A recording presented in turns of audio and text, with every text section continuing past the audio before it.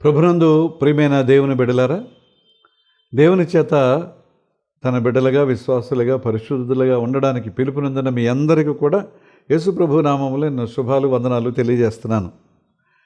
గత వారం అంతా కాపాడినందుకు దేవునికి మరొకసారి మనందరి పక్షంగా నేను వందనాలు తెలియజేస్తున్నాను. మీరు వింటున్నారు, వీక్షిస్తున్నారు, క్రొత్త వారికి పరిచయం చేస్తున్నారు. వారు, మీరు, మనం అందరం ఆయనలో ఎదగడానికి జీవవాక్య ధ్యానాలు మరొక చిన్న ప్రోత్సాహం మనకి.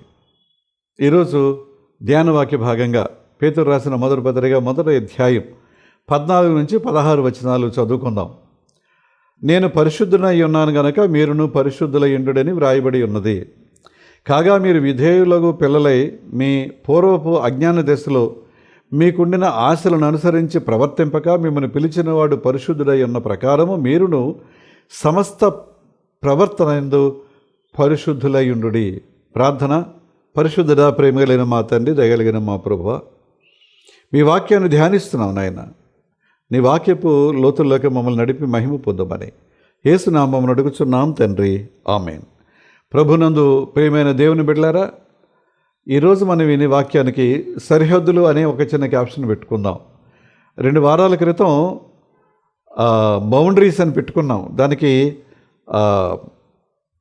మనం పెట్టుకున్నటువంటి మాట మరొక అర్థాన్ని ఇచ్చింది. ఇవాళ సరిహద్దులు అని మనం జ్ఞాపకం చేసుకుందాం. సరిహద్దులు అనేటువంటి అంటే సరిహద్దులు అనేవి ఎక్కడ, నేను చెప్పేది బయట విషయాలు కాదండి, ప్రాపంచిక విషయాలు, లేకపోతే మనకున్న ఈ స్థలాలు, పొలాలు, వీటి విషయంలో నేను మాట్లాడట్లేదు.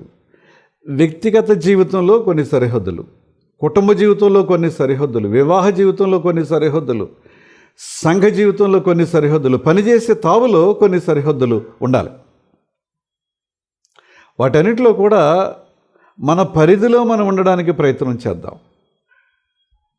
సరిహద్దులు దాటి వెళ్ళడం వల్ల వచ్చే నష్టం ఏమిటో మనందరికీ తెలుసు అండి. మనం అంటాం, ఎవరైనా కొంచెం మాట్లాడకూడని మాటలు మాట్లాడితే హోల్డ్ యువర్ టంగ్ అంటాం. నీ నాలుగును అదుపులో పెట్టుకో అంటామండి. నీ ప్రవర్తన బాగోలేదని చెప్తామండి. ప్రియమైన వాళ్ళరా, బైబిల్లో మంచి వాక్యం దేవాలయపు ముఖద్వారం పైన కొన్నిసార్లు కొన్ని సంఘాలు వ్రాస్తారు, నీవు దేవుని సన్నిధికి వెళ్ళినప్పుడు నీ ప్రవర్తన జాగ్రత్తగా చూచుకో, కాచుకో అనే మాటలు మనం అక్కడ చూస్తామండి. కనుక వ్యక్తిగత జీవితంలో, కుటుంబ జీవితంలో, వివాహ జీవితంలో, సంఘ జీవితంలో, పనిచేసే తావుల్లో కూడా మన సరిహద్దులు మనం జాగ్రత్తగా చూసుకోవాలి, వాటిని మనం కాపాడుకోవాలి. ఇది దేవుని చిత్తం, ఇది దేవుని చిత్తమని ఈ సమయంలో మీకు నేను జ్ఞాపకం చేస్తున్నాను. ఎందుకంటే మారుతున్న కాల ప్రభావం పైన చెప్పిన వాటిపైన చాలా ప్రభావం చూపిస్తున్నాయండి. ఏది వ్యక్తిగత జీవితంలో కానీ, కుటుంబ జీవితంలో కానీ, వివాహ జీవితంలో కానీ, సంఘ జీవితం, పనిచేసే తావుల్లో మారుతున్న కాలమాన పరిస్థితుల ప్రభావం చాలా బలంగా. ఎందుకంటే చాలామంది ఈజీ లైఫ్ కోరుకుంటున్నారు, ఈజీ మనీ కోరుకుంటున్నారు, ఏమండి ఈజీ మ్యారేజ్ లైఫ్ కోరుకుంటున్నారు. నేను చెప్పే మాటలు వాస్తవం కాదు, మీరు ఆలోచించండి.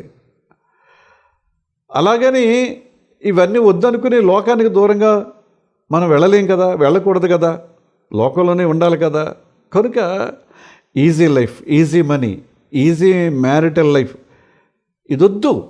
అసలు ఈజీ అనే మాట మనం మన జీవితాల్లోంచి కొట్టేయాలి. ఏమండి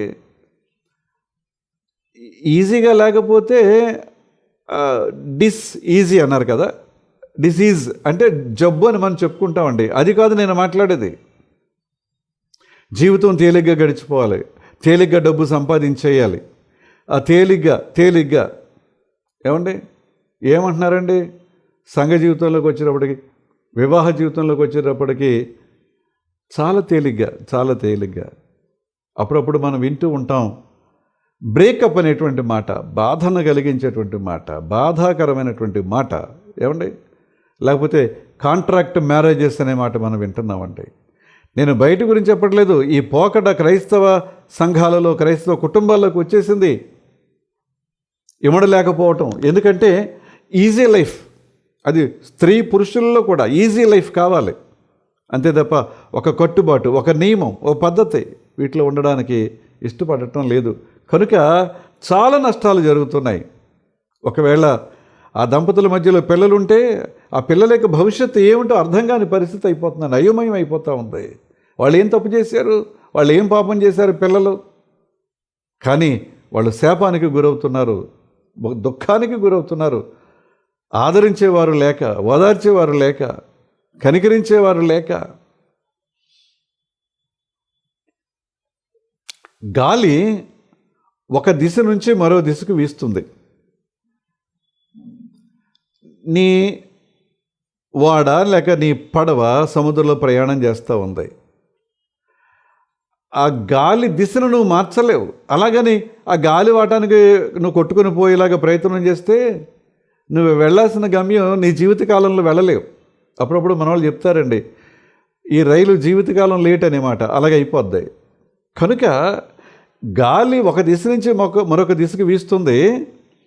కానీ నీవు వెళ్ళాల్సినటువంటి గమ్యాన్ని నువ్వు గుర్తుపెట్టుకుని నీ తెరచాపను జాగ్రత్తగా నీవు నడపగలిగితే, నీ తెరచాపను జాగ్రత్తగా నీవు మూవ్ చేయగలిగితే, దానిని తిప్పగలిగితే, అదే గాలి నువ్వు చేరాల్సిన గమ్యానికి నిన్ను క్షేమంగా చేరుస్తుంది. ఒకవేళ అలా కాదనుకోండి, ఏమవుతుంది? ప్రయాణం పాడవుతుంది. కొన్నిసార్లు నీ ఓడ బద్దలైపోవచ్చు, నీ పడవ బద్దలైపోవచ్చు. నువ్వు ఆ గాలి వీచే ఆ దిశను నీకు అనుకూలంగా నువ్వు మలుచుకోలేకపోతే, ఇది వాస్తవం. ప్రభు ఏం చెప్పారండి? మీరు లోకానికి వెలుగుగా ఉండండి, లోకానికి ఉప్పుగా ఉండండి అని ప్రభు చెప్పడంలో ఈ హద్దులు సరిహద్దులలో ఉంటూ మన చుట్టూ ఉన్న వారిపై మన ప్రభావాన్ని చూపించాలి. ఎప్పుడైతే మన ప్రభావాన్ని చూపించగలుగుతామో క్రమం అనేది వస్తుంది. క్రమం ద్వారా క్రమశిక్షణ వస్తుంది. మనం క్షేమంగా ఉంటాం, వారు క్షేమంగా ఉండగలుగుతారు. అందుకనే ప్రభువారు యోహాను సువార్త 17వ అధ్యాయం 17వ వచనంలో ఆయన చెప్తారు, సత్యమందు వారిని ప్రతిష్ఠ చేయము, నీ వాక్యమే సత్యము. ఏంటి సత్యం? నీ వాక్యమే సత్యము. ప్రియమైన వాళ్ళరా, వాక్యాన్ని గురించి ఆ ఏదోలాగా, ఆ ఎలాగోలాగా, ఇలాగా అలాగా కాదండి, అలా కాదండి. క్రైస్తవ జీవితానికి వాక్యం మ్యాండేటరీ. మ్యాండేటరీ అనే మాటకి అర్థం తెలుసు కదండి. కారులో వెళ్తున్నాం, సీట్ బెల్ట్ పెట్టుకోవడం మ్యాండేటరీ. స్కూటర్ మీద వెళ్తున్నాం, మోటార్ సైకిల్ మీద వెళ్తున్నాం, హెల్మెట్ పెట్టుకోవడం మ్యాండేటరీ. ఏమండి? అలాగే అప్పుడప్పుడు పోలీసులు ఆపి మన గాలిని పరీక్షిస్తున్నారు. ఎందుకంటే నువ్వు వాహనం నడిపేటప్పుడు ఇంకొక మ్యాండేటరీ ఉంది. నేను దాని గురించి నొక్కి చెప్పట్లేదు, కానీ అందరికీ తెలిసిన విషయమే. కనుక క్రైస్తవ జీవితానికి దేవుని వాక్యం మ్యాండేటరీగా ఉండాల్సిందే. అంతే తప్ప ఏదో పొద్దున లేచి క్యాలెండర్ దగ్గర నిలబడి ఆ రోజుకు వచ్చిన వాక్యం ఉంటుంది, అది చదివేసుకుని ఆమెను అనుకుని వెళ్ళిపోవడం మ్యాండేటరీ కాదండి. అది కాదండి. అసలు దానివల్ల ఉపయోగం లేదు. చదవద్దని నేను అంటలేదు, చదవండి, కానీ దాన్ని ధ్యానం చేయండి. ఆ వాక్యాన్ని ఆ దినమంతా మీరు ధ్యానం చేయండి. అద్భుతమైనటువంటి భవిష్యత్తు మన జీవితాలకు ఉంటుందండి. అందుకని హెబ్రీ పత్రిక 12వ అధ్యాయం 14వ వచనంలో అందరితో పరిశుద్ధతయు సమాధానము కలిగి ఉండుటకు ప్రయత్నించండి. అందరితో అంటే క్రైస్తవులతో కాదండి, అందరితో పరిశుద్ధతయు సమాధానము కలిగి ఉండుటకు ప్రయత్నించుడి. పరిశుద్ధత లేకుండా ఎవడనో ప్రభువును చూడడు.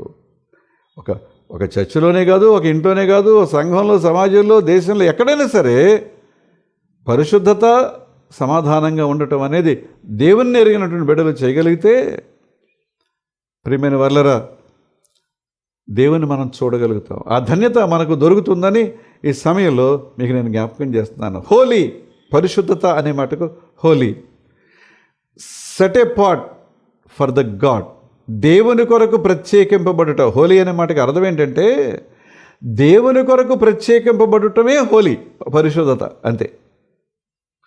కనుక ఆ దేవుని కొరకు ప్రత్యేకింపబడటంలో ఉండేటువంటి గొప్ప సంగతిని మనం జ్ఞాపకం చేసుకోవాలి. ఒక స్త్రీ అత్తరుబుడ్డుతో వచ్చింది. ఆ అత్తరుబుడ్డు పగలగొట్టి ఆ అత్తరు ఆయన శిరస్సుకు పాదాలకు కూడా పూసిందని మనం చదువుతామండి. ఏమండి, కార్కు తీసి రాయొచ్చు కదా, మూత ఓపెన్ చేసి రాసి ఆ పని పూర్తి చేయొచ్చు కదా. ఎందుకు పగలగొట్టింది ఆవిడ? ఎందుకు పగలగొట్టిందంటే ఇంకా ఆ బుడ్డి ఇంకెవరికి వాడడానికి వీల్లేదు. అందులో పోసిన అత్తరు అది ప్రభువుకి అయిపోయింది. ఆ తర్వాత మళ్ళీ మనం మరొక అత్తరు పోసి దాన్ని వాడుకోవచ్చు, కానీ కుదరదు. ఆ పాత్ర కూడా ప్రభువుదే. ఆ అత్తరుతో పాటు ఆ పాత్ర కూడా ప్రభువుకి సమర్పించినట్టే. ఇంక అది ఎవరు వాడడానికి వీల్లేదు. ఈ పాత్ర ప్రభువుది. ఇంక ఇది ఎవరికి చెందకూడదు, చెందడానికి వీల్లేదు. ఇది మనం గమనించాలి. అది పరిశుద్ధత అంటే. గమనించండి, ప్రభువుని గురించి ఒక అపవాదం ఉందండి. ఈయన సుంకరులతోనూ పాపులతోనూ కలిసి తిరుగుతున్నాడు, భోంచేస్తున్నాడని. కరెక్టే. కానీ వారితో, ఆ సుంకరులతో పాపులతో కలిసి భోంచేసినా ఆయన పాపము లేనివాడిగా ఉన్నాడు. అది మనం లోకంలోనే ఉండాలి, లోకంతోనే కలిసి ఉండాలి. కానీ పాపరహితమైన జీవితం, పాపము లేని జీవితాన్ని జీవించడం అనేది మనం జాగ్రత్తగా గమనించాలి. తిమోతికి రాస్తూ మొదటి పత్రికలో పౌలు గారు 2వ అధ్యాయం 10వ వచనాన్ని గమనిస్తే, ఏమండి, స్త్రీ పురుషులకు అందరికీ ఈ మాట చెప్తున్నాడు ఆయన. దైవభక్తి గలవారమని చెప్పుకునే వారికి తగినట్టుగా, దైవభక్తి గలవారమని చెప్పుకుని వారికి తగినట్టుగా సత్క్రియల చేత తమ్మును తాము అలంకరించుకొనవలెను. వస్త్రాలు, ఇంకా రకరకాల ఆభరణాలు, ఇంకా ఏంటో ఓకే, అవి అలంకరించుకోవద్దని చెప్పట్లేదండి. కానీ అసలైన అలంకారం ఏమై ఉండాలంటే సత్క్రియలు. దైవభక్తి గలవారమని చెప్పుకునే వారికి తగినట్లుగా సత్క్రియల చేత తమ్మును తాము అలంకరించుకోవాలని ప్రభువు చెప్తున్నాడండి. పౌలు గారు జ్ఞాపకం చేస్తున్నారు, క్షమించండి. సత్క్రియలనే వస్త్రాన్ని మనం ధరించాలి. సత్క్రియలనే అలంకారంతో మన దేహాన్ని మనం అలంకరించుకోవాలి. ఏది సత్క్రియ? ఏదైతే దేవుడు మెచ్చుతాడని, ఆయన ఒప్పుకుంటాడని, అంగీకరిస్తాడని, హర్షిస్తాడని, ఆ కార్యం ద్వారా, క్రియ ద్వారా దేవుడు మనల్ని దీవిస్తాడని మనం ఏదైతే అనుకుంటామో అది సత్క్రియ. మనం గమనించాలని మీకు నేను మనవి చేస్తున్నాను. అందుకనే పేతురు రాసిన మొదటి పత్రికలోనే 3వ అధ్యాయం 4వ వచనంలో చెప్తారు ఆయన, సాధువైనట్టు మృదువైనట్టునైన గుణమును అక్షయ అలంకారము గల మీ హృదయపు అంతరంగ స్వభావము మీకు అలంకారముగా ఉండవలెను. అక్కడేమో సత్క్రియలనే వస్త్రాన్ని ధరించుకోవాలి, ఆ బాహ్యంగా కనిపించే ఆ అలంకరణ కావాలని చెప్పారు. ఇప్పుడు హృదయాలంకారం ఎలా ఉండాలి అంటే సాధువైనట్టు మృదువైనట్టు. ఆ 2 గుణాలు కూడా అవి ఎప్పటికీ నాశనం కావు, అక్షయ అలంకారాలు.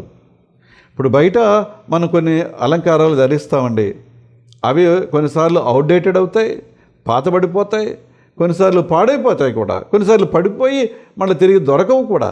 కానీ ఈ సాధువైనట్టు మృదువైనట్టు ఈ అక్షయ అలంకారం ఇది ఎప్పటికీ పాడేది కాదు కదా, పోయేది కాదు కదా. ఇది మీ హృదయపు అంతరంగ స్వభావం మీకు అలంకారముగా ఉండవలను. అది దేవుని దృష్టికి మిగులు విలువగలది.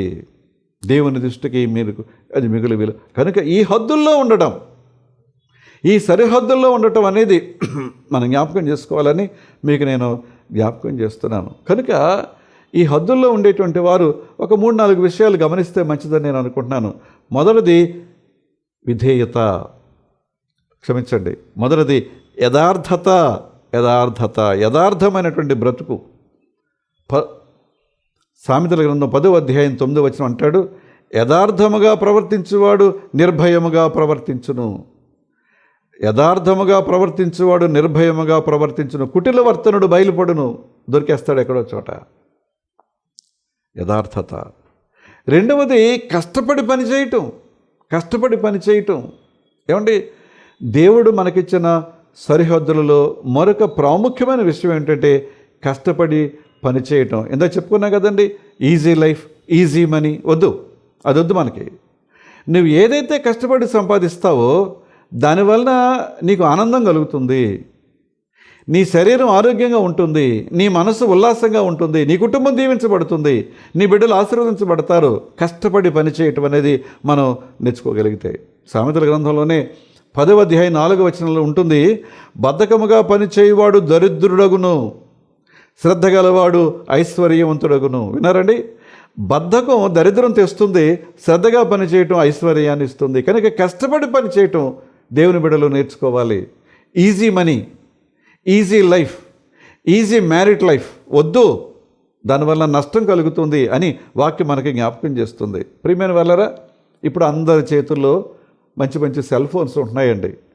అది 10,000, 20,000, 1,00,000, 1,50,000 నేను మాట్లాడట్లేదు. ప్రతి వాళ్ళ చేతిలో సెల్ ఫోన్ ఉంటుంది. అందులో ఫేస్బుక్ అనే ఒక యాప్ మనం చూస్తామండి. నాకు దాని గురించి తెలియదు కానీ వింటూ ఉంటాను ఫేస్బుక్ అనేటువంటి మాట. దాని యొక్క వ్యవస్థాపకుడు ఎవరో తెలుసు కదండి, ఏమండి? మార్క్ జుకర్బెర్గ్, ఆయన పేరు మనం బాగా వింటామండి. ఈయన హార్వర్డ్ యూనివర్సిటీ డ్రాప్ అవుట్ అండి. విన్నారా? చదువు కొనసాగించలేకపోయాడు. ఏవేవో కారణాలు చదువు కొనసాగించలేకపోయి అర్ధాంతరంగా చదువును విడిచిపెట్టి వెళ్ళిపోయినటువంటి వ్యక్తి డ్రాప్ అవుట్ అంటారు ఆయన్ని, హార్వర్డ్ డ్రాప్ అవుట్ మార్క్ జుకర్బెర్గ్.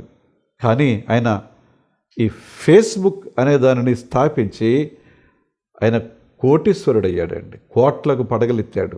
కారణం కష్టపడి పనిచేశాడు.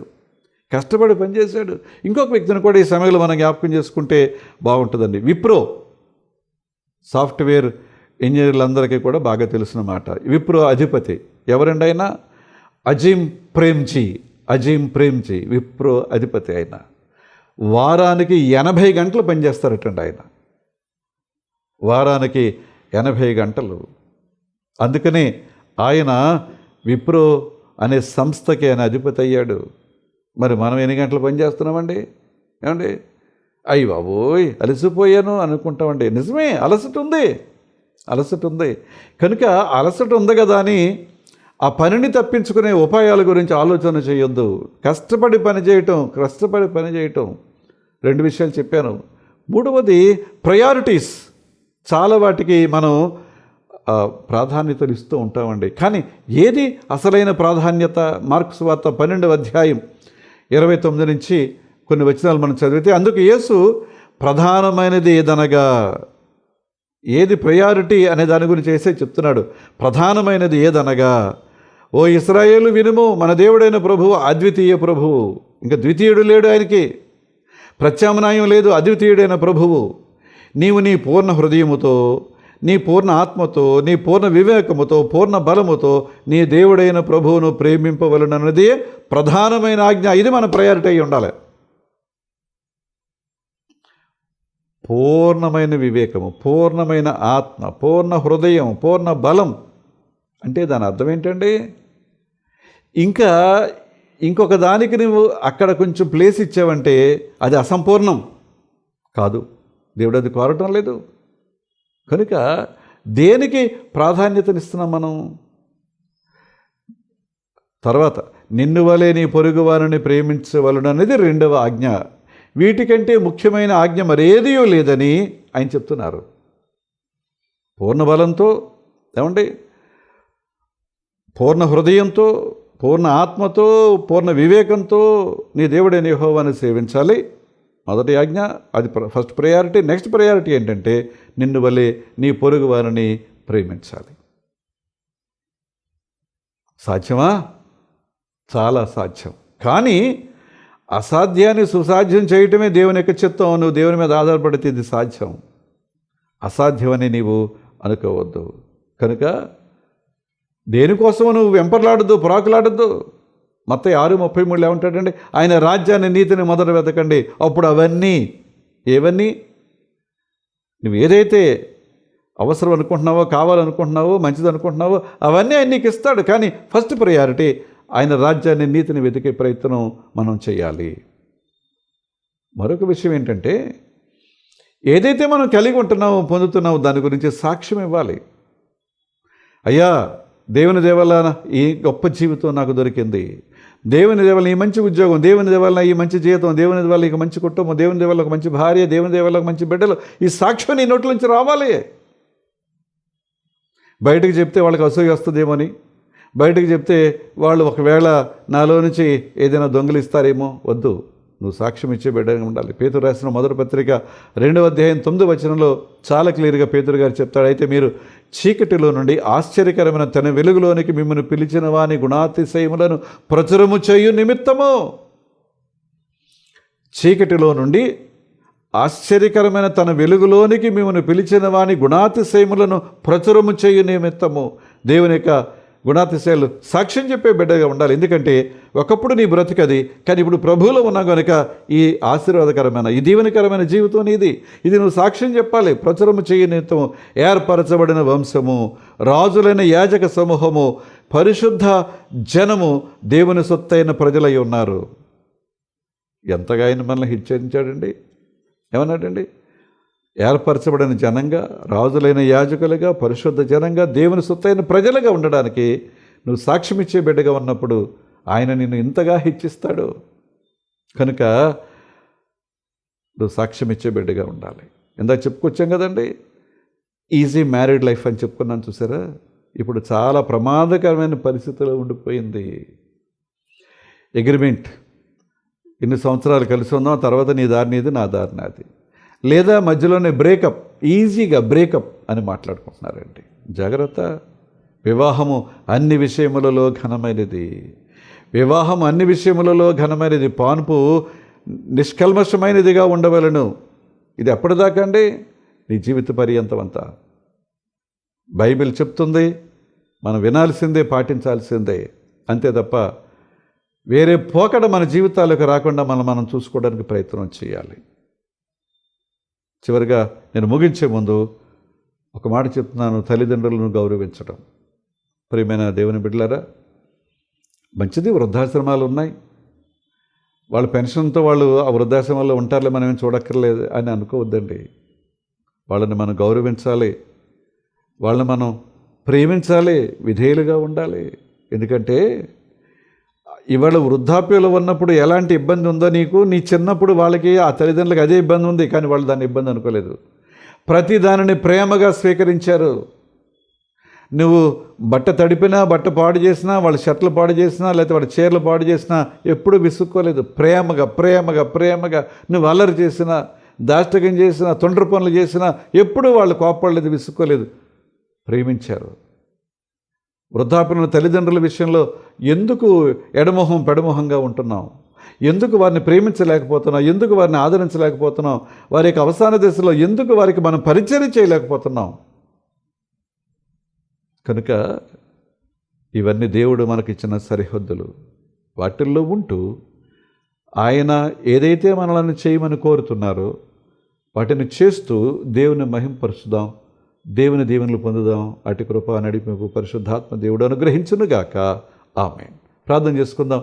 కృపగలిగిన మా తండ్రి, మాతో మాట్లాడినందుకు మీకు వందనాలు. మీ స్వరాన్ని మాకు వినిపించినందుకు మీకు వందనాలు. నాయన, మా జీవితాలకు కొన్ని సరిహద్దులు మీరు నియమించారు. ఆ సరిహద్దులో ఉండటం మాకు నేర్పించండి నాయన. కొన్నిసార్లు ఆ సరిహద్దులో ఉండలేక, ఇమడలేక, సరిహద్దులు దాటి చాలా చిక్కుల్లో పడిపోతున్నటువంటి క్రైస్తవ జనాంగాన్ని మేము చూస్తున్నాం నాయన. అలాంటి పోకడ ఏదైనా మాలో వచ్చినప్పుడు దేవుని యొక్క నియమం ఇది కాదు, దేవుని యొక్క చిత్తం ఇది కాదు, ఆయన ఏ సరిహద్దుల్లో ఉండమంటున్నారో ఆ సరిహద్దులు మేము ఉండలేకపోతున్నామని తెలుసుకుని ఉండడానికి మేము ప్రయత్నం చేయాలి. నడుం కట్టుకోవడానికి సహాయం చేయి తండ్రి. మీరు మాకు ఇచ్చినటువంటి విధులను మేము అనుసరిస్తూ వాటిని నెరవేరుస్తూ ముందుకు వెళ్ళటానికి కృప చూపించండి. వింటున్న, వీక్షిస్తున్న ప్రతి కుటుంబాన్ని, ప్రతి వ్యక్తిని దీవించిన ఆయన. నేను వినడం మాత్రమే కాదు, కానీ ఈ వాక్యాన్ని మా హృదయంలో మేము స్వీకరించి దానిని భద్రపరుచుకుని అలాగ ఉండడానికి ఆత్మదేవుని యొక్క శక్తి మాకు ప్రసాదించండి. బలహీనతలు ఉన్నాయి, వ్యాధి బాధలు ఉన్నాయి, చికాకులు ఉన్నాయి, సమస్యలు ఉన్నాయి, ఆర్థికపరమైన ఇబ్బందులు ఉన్నాయి. మానవులం కనుక ఇవన్నీ మాకు సహజాలే తండ్రి. అయితే వాటిని అధిగమించడానికి తగిన శక్తి దయచేయండి. బిడ్డలు వారికి చదువులో తోడుగా ఉండండి. పరీక్షలు వ్రాశారు, మంచి ఫలితాలు వారికి రావాలి. వ్రాయబోతున్న వారికి తోడుగా నడిపించండి. మంచి ఫలితాల ద్వారా మరొక నూతనమైన తరగతులకు వాళ్ళు వెళ్ళాలి. అలాగే నా తండ్రి, కాంపిటేటివ్ ఎగ్జామ్స్ కొరకు సిద్ధపడుతున్న వారు ఉన్నారు, వారిని దీవించండి. వారు ఏదో ఒక ఉద్యోగం సంపాదించి వారి కాళ్ళ మీద వాళ్ళు నిలబడాలి. తల్లిదండ్రులకు వారు గొప్ప ఆనందాన్ని, సంతోషాన్ని కలిగించాలి. భారంగా ఉండకూడదు నాయన, సహాయం చేయి. విదేశాల్లో ఉండే బిడ్డలు, వారి కుటుంబాలను దీవించండి. వారి యొక్క చదువులు, ఉద్యోగాల్లో తోడుగా నడిపించండి నాయన. సంఘం అంతటిని దీవించండి, ప్రతి సంఘాన్ని ఆశీర్వదించండి. చారిత్రక సంఘానిపై నీ కృప కుమ్మరించండి. సంఘ కాపరులు, దైవజనులు, బోధకులు, హితోపదేశకులు ఎంతోమంది ఎన్నో రకాల పరిచర్యలు చేస్తున్నారు నాయన. ప్రతి పరిచర్యను దీవించు నాయన. ఏ పరిచర్య ద్వారానైనా నీ బిడ్డ విశ్వాసంలో ఎదగడానికి సహాయం చేయండి. మా దేశాన్ని, రాష్ట్రాన్ని దీవించి మీ కృపకు మా రాష్ట్ర నాయకులు, అధికారులు, దేశ నాయకులు, అధికారులు వారిని పాత్రులుగా చేయండి. ప్రభువా, వారి ద్వారా సుపరిపాలన దయచేయండి. మరొక మంగళవారం కలుసుకొని నేను జ్ఞాపకం చేసుకుంటూ జీవవాక్య ధ్యానాల ద్వారా నీ వాక్యాన్ని ధ్యానించే కృపనిమ్మని యేసు నామమును అడుగుచున్నాం తండ్రి, ఆమేన్. పరలోకమందున్న మా తండ్రి, మీ నామం పరిశుద్ధపరచబడునుగాక, మీ రాజ్యం వచ్చునుగాక, మీ చిత్తం పరలోకమందు నెరవేర్చున్నట్టు భూమి యందు నెరవేరునుగాక. మనదినాహారం నేడు మాకు దయచేయము. మా ఎడల అపరాధములు చేసిన వారు మేము క్షమించిన ప్రకారం అపరాధములు క్షమించుము. సోదరులను తేక కీడు నుండి తప్పించుము. రాజ్యము, శక్తియు, మహిమయు నిరంతరము నీవే ఉన్నావు తండ్రి, ఆమేన్. మన తండ్రి అయిన దేవుని నుండి, ప్రభు అయిన క్రీస్తు నుండి, పరిశుద్ధాత్మ నుండి కృపయు సమాధానం మీకు కలుగునుగాక, ఆమేన్. మరొక మంగళవారం కలుసుకుందాం. అంతవరకు సెలవు.